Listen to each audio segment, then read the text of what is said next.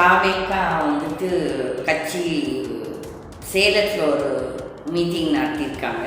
அதில் 5000 பேர் தான் சொல்லிட்டு ஒரு நிர்வாகிகள்னு சொல்லி. பட் வந்துட்டு அங்கேயும் மறுபடியும் ஒரு நபர், ஒரு நார்த் இந்தியன் வடநாட்டுக்காரர் வந்துட்டு தண்ணி குடிக்க முடியாமல் மயங்கி விழுந்து இறந்து போயிருக்கிறார். எப்போ இந்த விஜய் நடத்தினாலும் அந்த மீட்டிங்ஸில் வந்துட்டு எந்த ஒரு இந்த அடிப்படை பேசிக் நெசசிட்டிஸ் லைக் ஒரு டாய்லெட்டோ தண்ணியோ இதெல்லாம் இருக்கிறதில்ல.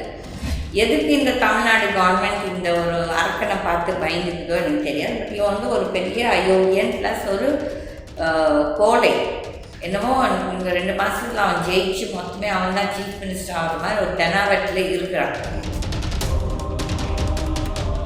அவனோட அபசக்கனம், அவன் கட்சி ஒரு அபசக்கனம், அவனோட மீட்டிங்ஸ் எல்லாமே ஒரு அபசக்கனம் தமிழ்நாட்டுக்கு. அவங்க குடும்பமே ஒரு கஞ்ச குடும்பம். ஏன்னா நான் பேசுவது உண்மை, அந்த குடும்பத்தில் இருக்க ஒரு சில நபர்களுக்கு தெரியும் நான் பேசுவது உண்மை என்று. என்னென்னா அவங்க குடும்பத்தார்களுக்கு பக்கம் இருக்க அவங்க மாமா கசின்ஸ்க்கே ஒரு 5 பைசாவுக்கு உதவி செய்ய மாட்டான். பரதேசிங்களா நீங்களாம் ரோட்டில் போகும்போது உங்களுக்கு விதி இருந்துச்சுன்னா நீங்கள் நிஜமாக அதாவது அடித்து விழுந்து சாப்பிடுங்க. நீங்கள் என்ன பாதி பேர் போதையில் தான் இருக்கிறீங்க. நீங்களாம் நாட்டுக்கு ஒரு கேடு, வீட்டுக்கும் ஒரு கேடு. இந்த மாதிரி ஒரு தற்கூறிங்களை வச்சு வந்து என்ன நாட்டை காப்பாற்ற போகிறான். இவனே ஒரு கஞ்ச பிசினாரி, இவன் என்ன நல்லது செய்வான், இவனுக்கு என்ன அறிவு இருக்குதா? உன் கொண்டாட்டி குழந்தைங்களை விட்டு போட்டு நீ வந்து த்ரிஷாவோட ஓடுற எல்லாத்துக்குமே தெரியும். கார் கொடுப்பாங்கம்மா, வீடு கொடுப்பாங்கம்மா, அது த்ரிஷா சொல்லிச்சு. உனக்கு அறிவு இல்லை.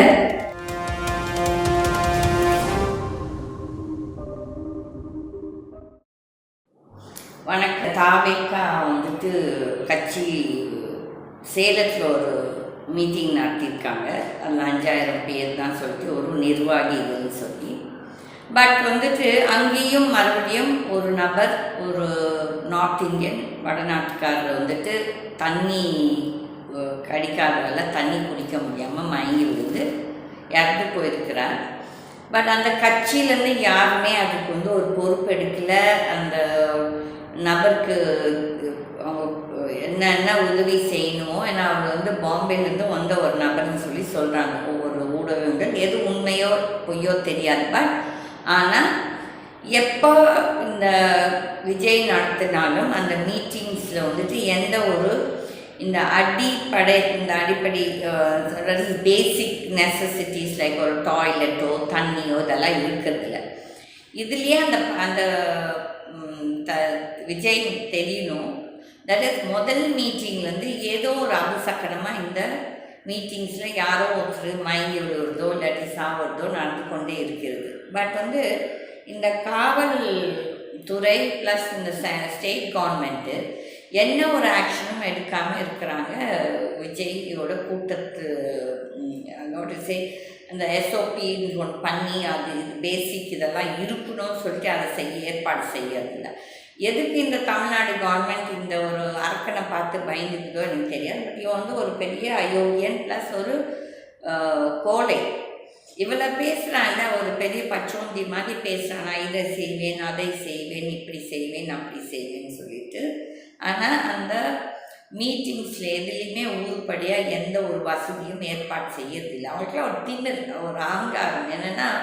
என்னமோ இந்த 2 மாதத்தில் அவன் ஜெயிச்சு மொத்தமே அவன் தான் சீஃப் மினிஸ்டர் ஆகிற மாதிரி ஒரு தெனாவட்டில் இருக்கிறான். ஆனால் நான் வந்து ஆல்வேஸ் நான் வந்து கடவுள் நம்பிக்கை உள்ள ஒரு மனுஷி. அதில் கண்டிப்பாக வந்து இவன் பண்ணுறதெல்லாம் அராஜகம். நான் என்னோட முதல் பேட்டியே இந்த விஜய் பற்றி நான் என்ன சொன்னேன், அவனோட அபசக்கனம், அவன் கட்சி ஒரு அபசக்கனம், அவனோட மீட்டிங்ஸ் எல்லாமே ஒரு அபசக்கனம் தமிழ்நாட்டுக்கு.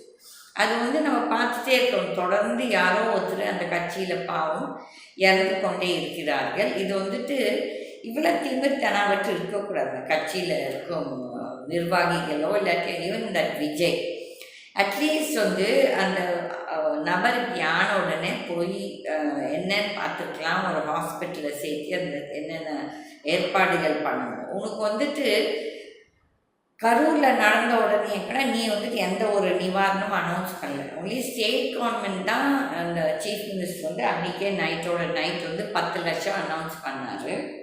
ஆனால் நீ என்ன பண்ண, ஒரு 2வது நாளோ 3வது நாளோ அந்த 10 லட்சத்துக்கு போட்டியாக ஒரு 20 லட்சம் அனௌன்ஸ் பண்ணி, அது கூட காலதாமதமாக ஒரு மாதத்துக்கு அப்புறம் எல்லாரும் பேச ஆரம்பித்தோடனே நீ வந்துட்டு அதை கூட நீ கொடுத்து அனுப்பல. போய் அந்த செத்து போன நபர்களோட குடும்பங்கள் தான் வந்து இங்கே மகாபலிபுரத்தில் நீ வந்து ஹோட்டலில் சந்தித்து அவங்களுக்கு கொடுத்துருக்குற. அப்போ இது ஒரு திமிர்த்தனா வெட்டி தானே. உனக்கு என்ன ஒரு திமிர்த்தனா வெட்டி? இந்த மாதிரி அவங்க எல்லாரும் என்ன கேள்வியும் கேட்க மாட்டாங்கன்னு சொல்லிட்டு ஒன்றும் விமர்சிக்க மாட்டாங்க, ஒன்றும் திருப்பி கேள்வி. அதில் ஒரு பெண்மணி அந்த பணத்தை வாங்க மறுத்துட்டாங்க. இப்போ வந்து இந்த சேலத்து நபருக்கு நீங்கள் 5 லட்சம் அனௌன்ஸ் பண்ணியிருக்கீங்க. ஆனால் அதே கரூரில் 20, ஏன்னா தமிழ்நாடு கவர்மெண்ட் 10 லட்சம் அனௌன்ஸ் பண்ணதால நீங்கள் வந்து அந்த 20 லட்சம் அனௌன்ஸ் பண்ணிங்க தவிர்த்துட்டு. பட் மனசார விஜய்னா விஜய் பணம் கொடுக்கலாம், ஒரு படு கஞ்சன்.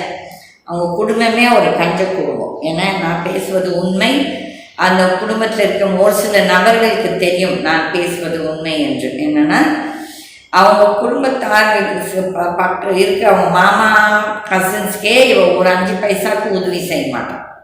அவங்ககிட்ட நல்லா உதவி எடுத்துப்பான், பட் அவங்களுக்கு எந்த உதவியும் செய்ய மாட்டான். குடும்பமே அப்படி. இந்த சந்திரசேகர் ஆட்டும் சரி, அவங்க ஒய்ஃப் ஆட்டும் சரி, விஜயோட அம்மா விஜய் படுகாஞ்சன்.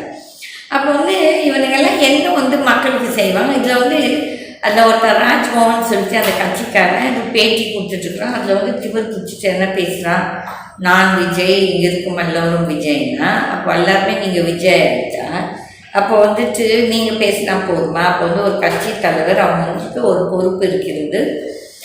இந்த மாதிரி ஒரு மீட்டிங் நடத்தும் போது ஒரு பிரச்சனை ஆகிட்டாலோ இல்லாட்டி யாரெல்லாம் வந்து மயங்கி விழுந்துட்டாலோ இறந்துட்டாலோ அவங்களுக்கு வந்து நீங்கள் வந்து உங்களுக்கு ஒரு பொறுப்பு இருக்கிறது.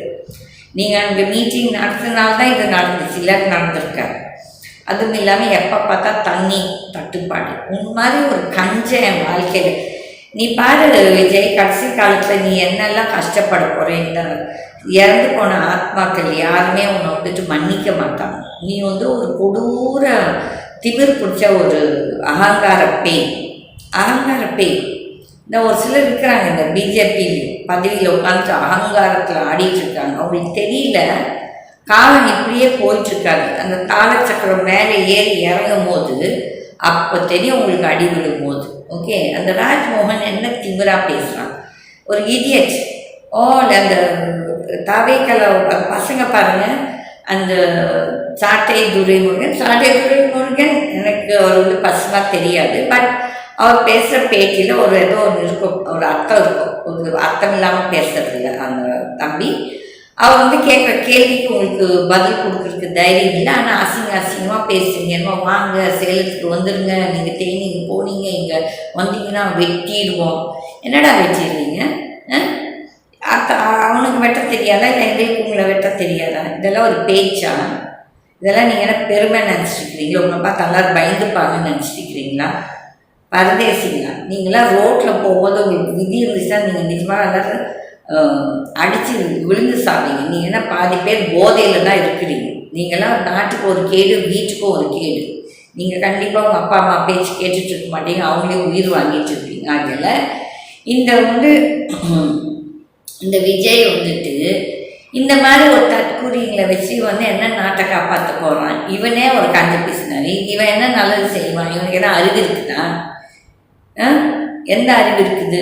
கொள்ளடிச்சு இந்த கல்லை டிக்கெட் விற்று இந்த கல்லை லாட்ரி சீட் விற்கிறத வந்து அவன் பக்கத்தில் உட்காந்துட்ருக்கிறான். இந்த மாதிரி ஆட்கள் அந்த செங்கோட்டையன் ஊழல் பண்ணி ஜெயிலுக்கு போயிட்டு வந்தால் இவங்க எல்லாரும் தான் உங்களுக்கு என்ன சொல்கிறது, உங்கள் கட்சி நபர்கள் கட்சியில் இது என்ன பொசிஷனில் உட்காந்துட்டு பக்கத்தில் உட்காந்து நாட்டை காப்பாற்றியா வந்திருக்கிறீங்க. நீங்கள்லாம் உங்கள் முதல் காப்பாற்றிக்கோங்கடா. அடுத்தவனுக்கு நீங்கள் காப்பாற்ற நீங்கள் ஒன்றும் வரணும்னு தேவையே இல்லை. நாட்டுக்கு நீங்கள் தேவையே கிடையாது. நீங்கள்லாம் வந்து ஒரு என்ன நீ சொல்கிற அடுத்தவங்கள தீய சக்தி, நீ தான் முதல் தீய சக்தி. மாதிரி introspect Vijay, just look into yourself, introspect what you're doing, what is the life you're leading. Okay, நீ வந்து ஒரு பப்ளிக் லைஃப் பண்ணால் உனக்கு ஒரு தனி மனிதன் ஒழுக்கம் இருக்கணும். நீ வந்து உண்மையாக திருஷ்டி I won't say it's personal because இது வந்து when you're a public figure உன்னை பற்றி கண்டிப்பாக பேசுவாங்க. ஏன்னா நீ செய்யறது தப்பு. உன் கொண்டாட்டி குழந்தைங்க விட்டு போட்டு நீ வந்து த்ரிஷாவோட ஓடுற எல்லாத்துக்குமே தெரியும். நீ வந்துட்டு இந்த பாஷ்யத்தில் உனக்கும் அவளுக்கும் ஒரு ஃப்ளாட் வாங்கியிருக்கிறதும் தெரியும் எனக்கு. அங்கே வந்து ஒவ்வொரு ஃப்ளாட்டும் 40-45 கோடி. அதை வந்து நீங்கள் வாங்கிப்பீங்க. இன்கம் டேக்ஸ்காரங்க இதெல்லாம் கேட்க மாட்டாங்களா?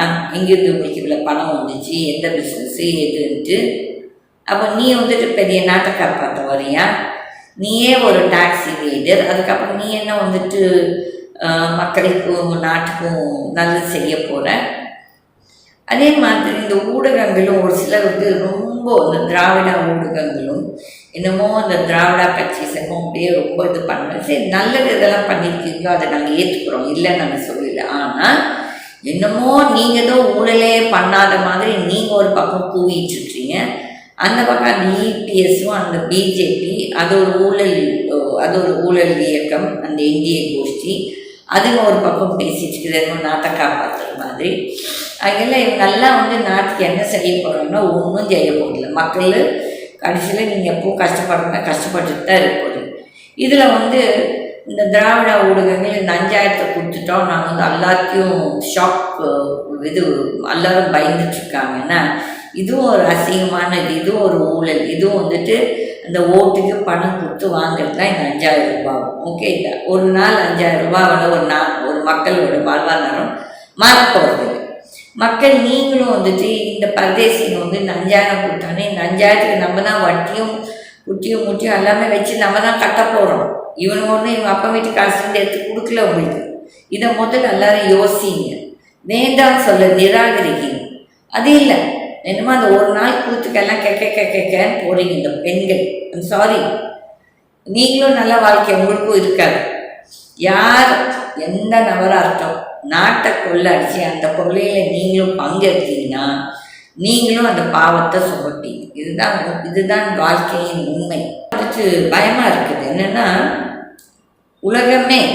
உலகமெங்கும் இந்த எக்கனாமிக் இது வந்து ஒரு பெரிய சுனாமி மாதிரி அடிக்க போகுது. கண்டிப்பாக நான் ரிப்பீட்டடாக எதுக்கு சொல்கிறேன்னா இது வந்துட்டு ஒரு பெரிய பேராபத்தை நம்ம எதிர்கொண்டுட்டு இருக்கிறோம். இந்த எலெக்ஷன் இதெல்லாமே நாட்டு மக்களுக்காக எதுவுமே நல்லதுக்காக இல்லை. எல்லாருமே அடுத்த ஆட்சியை பிடிக்கணும், அடுத்த லெவலில் கொள்ளையடிக்கணும் தான் பார்த்துட்ருக்காங்க. சொல்லி யாரும் நாட்டு மக்கள் நலனுக்காக பார்க்கல.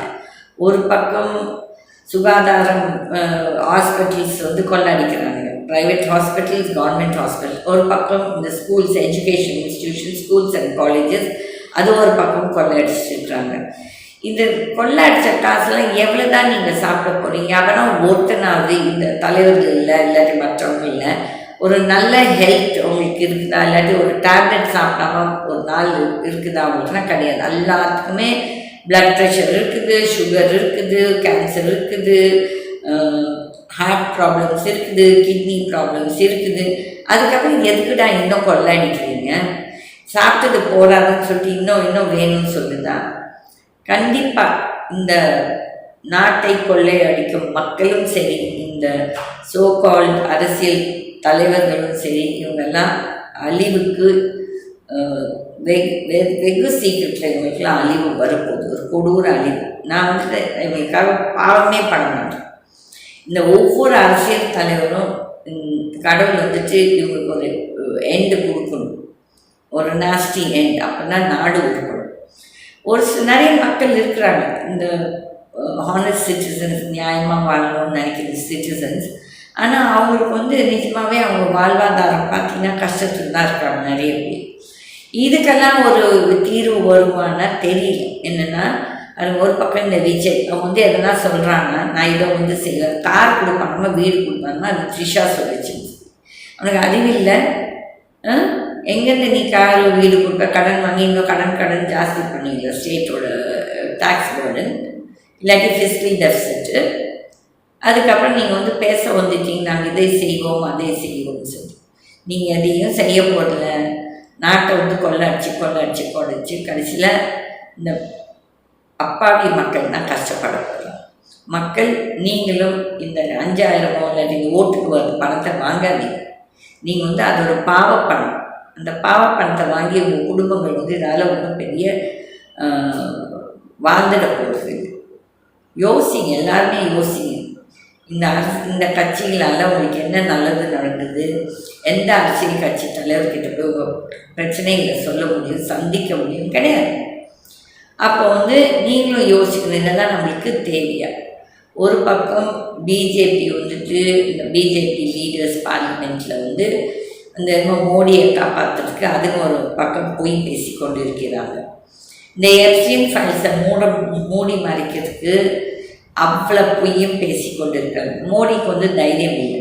இந்த ஹிந்தியில் அவங்கள சொல்லுவாங்க, கோலை சொல்லுக்கு டர்போக்குன்னு சொல்லுவாங்க. அவர் வந்து ஒரு டர்போக்.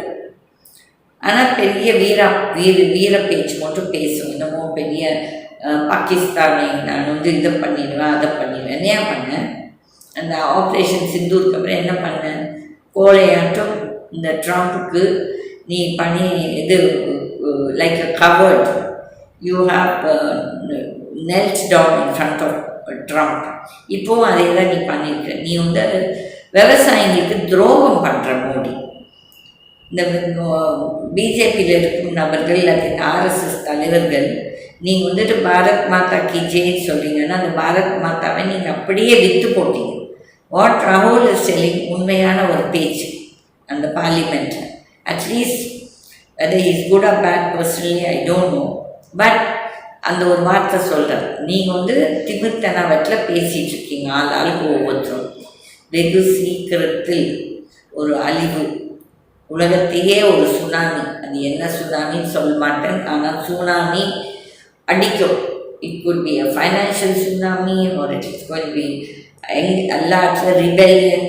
ஏன்னா எல்லா நாட்டு தலைவர்களும் அவங்க நாட்டு மக்களுக்கு துரோகம் பண்ணி கொள்ள அடிச்சிருக்காங்க. ஈவன் அவனும் கிடையாது, 98% எல்லாருமே லூட் அடிச்சிருக்காங்க.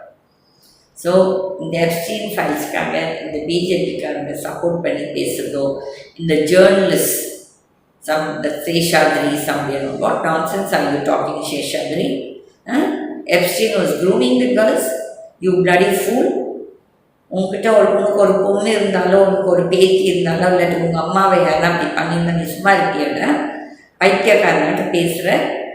he was grooming the girls into. So this is not a sensible talk. எனவே மக்கள் நான் எப்பவும் சொல்கிற மாதிரி யோசித்து சிந்திச்சு இந்த மாதிரி அரக்கர்களை தேர்ந்தெடுக்காதீங்க உங்களோட தலைவர்களால். தலைவர் என்று. நன்றி, வணக்கம்.